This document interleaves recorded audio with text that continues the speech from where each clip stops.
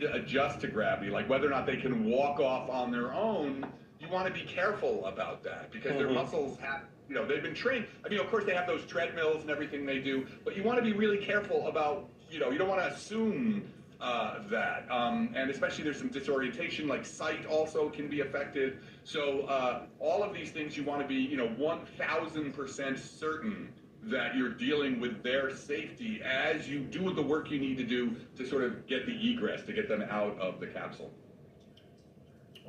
We're witnessing now, you can see the whole group assembled here outside the hatch doorway. We can see the slide, which you just gave us a lot of information about why that might be necessary and certainly would not be a cause for alarm given the 9 months in zero gravity. Again, we're living this together. This is how live news works, so you can't quite tell if they're about to move out or not. I obviously want to be ready to cut in on that moment, but as we watch this, and they could come out any moment, you were saying earlier that some of the discourse or politics around this almost overplayed the negativity or drama, when in fact this was a research project like other NASA efforts that made decisions and used the time accordingly. Tell us more about that, and if they do come out, I'll flag you. Sure. I mean, so, what happened is there was the Boeing, the two of the astronauts were already up there and had traveled up there on this capsule.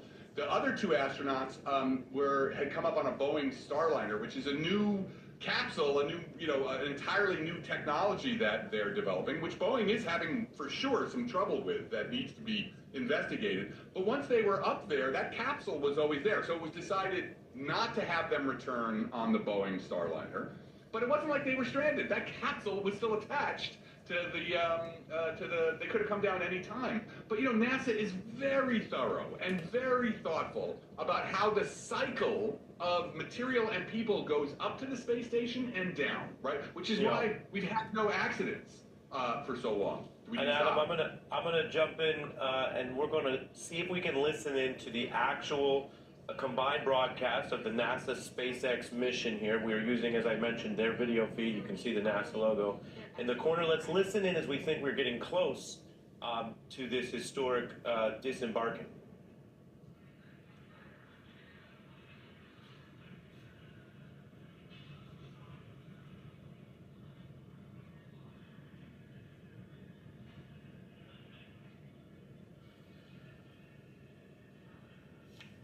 We can see folks on board clapping as our first crew member. And that is NASA